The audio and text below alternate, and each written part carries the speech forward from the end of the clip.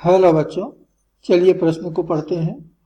एक सिरे पर बंद एक आर्गन पाइप P1 की प्रथम अधिस्वरक आवृत्ति दूसरे आर्गन पाइप P2 जो दोनों सिरों पर खुली है की मूल आवृत्ति के बराबर है। यदि P1 की लंबाई 30 सेंटीमीटर है तो P2 की लंबाई कितनी होगी। तो इस प्रश्न के लिए जो मूल अवधारणा है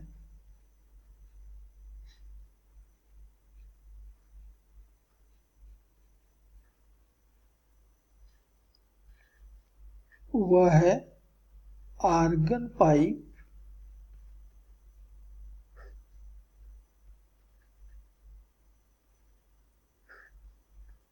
के कंपन की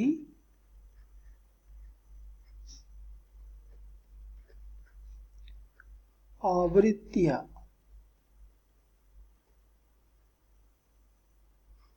अब हमें ये भी ज्ञात है कि आर्गन पाइप दो तरह के होते हैं, दो प्रकार के होते हैं।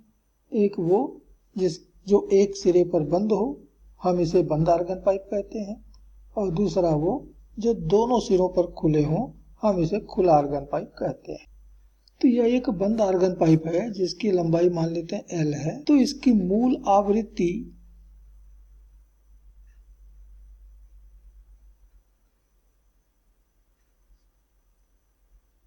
न्यू बराबर होता है V/4L, जहां V ध्वनि का वेग है। और तब इसका प्रथम अधिस्वरक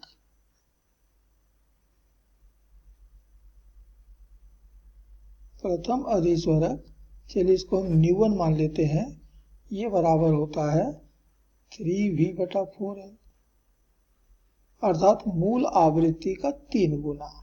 तो ये हमारा दूसरा आर्गन पाइप है जिसकी लंबाई हम मान लेते हैं L' है, और यह दोनों सिरों पर खुला है। तो इसकी जो मूल आवृत्ति होती है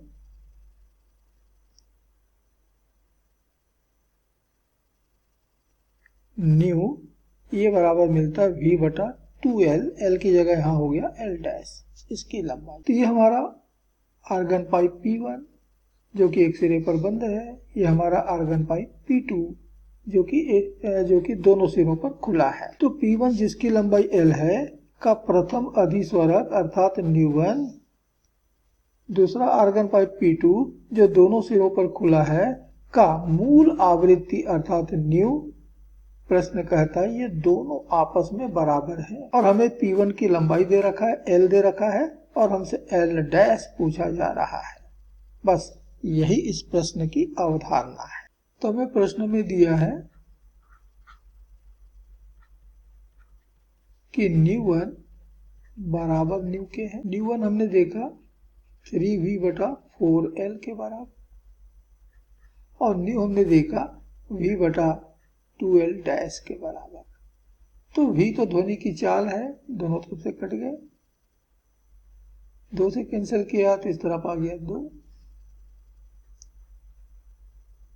तो हमको मिल रहा है L' बराबर 2L/3। अब हमको प्रश्न में दिया हुआ है कि L बराबर तो 30 सेंटीमीटर है,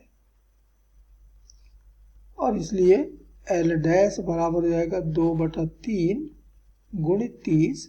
मैं L का मान सेंटीमीटर में ही रख रहा हूं, तो L' का मान भी सेंटीमीटर में आएगा। हल करने पे मिल रहा है 20 सेंटीमीटर। तो खुले आर्गन पाइप की लंबाई जो है वो 20 सेंटीमीटर होना चाहिए, और यही इस प्रश्न का उत्तर है। आशा करते हैं आपको समझ आया होगा। धन्यवाद।